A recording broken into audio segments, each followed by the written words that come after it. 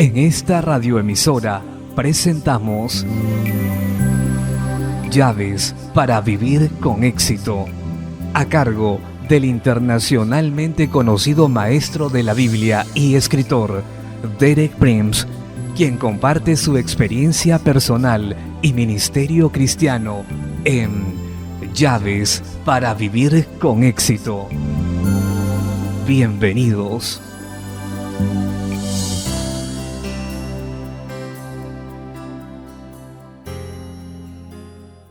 Llaves para vivir con éxito presentan Un Nuevo Principio 3, parte 4.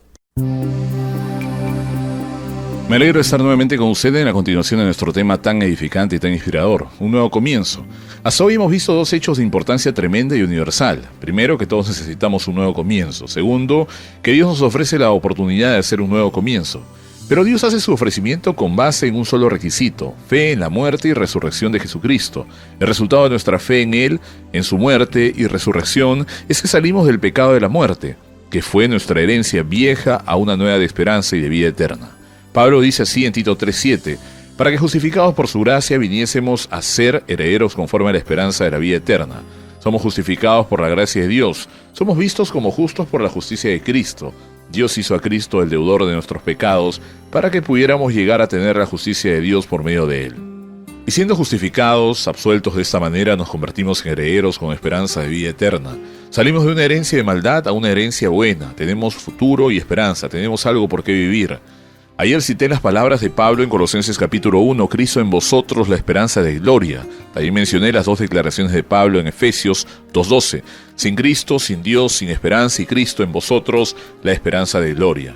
También en el pasaje de 2 Timoteo capítulo 1 y versículos 9 y 10, Pablo dice, la gracia que nos fue dada en Cristo Jesús antes de los tiempos de los siglos, pero que ahora ha sido manifestada por la aparición de nuestro Salvador Jesucristo. Hice un énfasis en la palabra aparición. Jesucristo apareció realmente en el escenario del tiempo y de la historia de la humanidad. Dios apareció en la persona de Jesús. No fue solo una teoría o algo que quedará como una enseñanza teológica o filosófica, sino que tomó la forma de hombre, de carne y hueso como usted y como yo, por medio de su muerte y resurrección. Destruyó la muerte y trajo vida e inmortalidad por medio del Evangelio. En mi charla de hoy voy a regresar al Antiguo Testamento para examinar lo que yo considero es una ilustración muy vívida de la transición de una vida vieja a una nueva, de una herencia vieja a una nueva, de una herencia de pecado a una justicia, de una herencia de desesperación a una de esperanza. La ilustración que tengo en mente está en el arca que Noé construyó antes del diluvio. Antes voy a hacer unos pocos comentarios generales con respecto a la interpretación de las figuras que se encuentran en el Antiguo Testamento. En el Antiguo Testamento hubo dos arcas, una era grande y la otra pequeña en tamaño. La grande fue el arca que Noé construyó, que llevó a Noé y a su familia y a los animales que entraron en ella. El arca pequeña fue construida de acuerdo a las especificaciones que Dios le dio a Moisés y fue puesta en el tercer compartimiento del tabernáculo que se llama el lugar santísimo. Estaba cubierta totalmente de oro. Lo que quiero que usted comprenda es que cada una de esas arcas, tanto la grande como la pequeña, son una figura de Jesucristo y lo que Él significa en la vida suya y la mía. Pero es necesario que la vea de esta manera. El arca grande representa a usted en Cristo y el arca pequeña a Cristo en usted. El Nuevo Testamento habla de esas dos relaciones muchas veces. El Nuevo Testamento habla de los creyentes que están en Cristo y también de Cristo que está en vosotros. Por eso yo quiero que ahora que leamos del arca de Noé, usted piense que se trata de usted en Cristo. Cuando usted lea del arca pequeña que Moisés puso en el lugar santísimo o en el tabernáculo, eso representa a Cristo en usted. Hoy quiero enfocar brevemente el arca grande, el arca que construyó Noé, el arca que abrigó y dio seguridad y salvación a Noé, a su familia y a todos los animales que Dios instruyó que entraran en ella, el arca que los protegió del diluvio que terminó con un mundo impío y destruyó en gran parte de la creación. La historia está llena de dramatismo. Cuando consideramos que entre más profundas venían las aguas sobre los impíos, más alto se elevaba el arca y más se acercaba a Dios, y así es. Aquello que es el juicio de Dios sobre los impíos es lo que nos acerca más a Dios.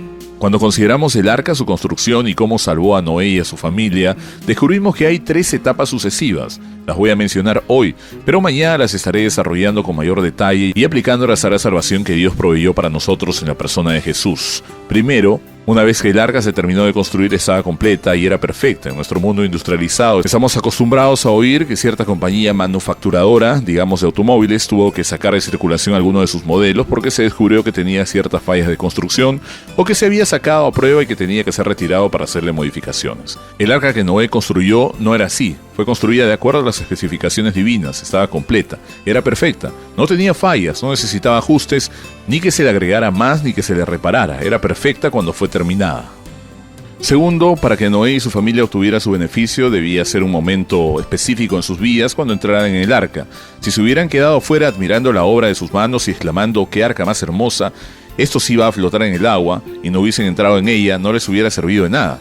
Así que el arca era perfecta desde el momento en que se terminó para que Noé y su familia obtuvieran sus beneficios. Tenía que llegar el tiempo cuando debían entrar en ella, de otra manera hubieran visto su perfección pero no se hubiesen beneficiado de ella. Tercero, una vez que ellos entraron en el arca, entonces desde ese momento en adelante ella les proveía de salvación continua.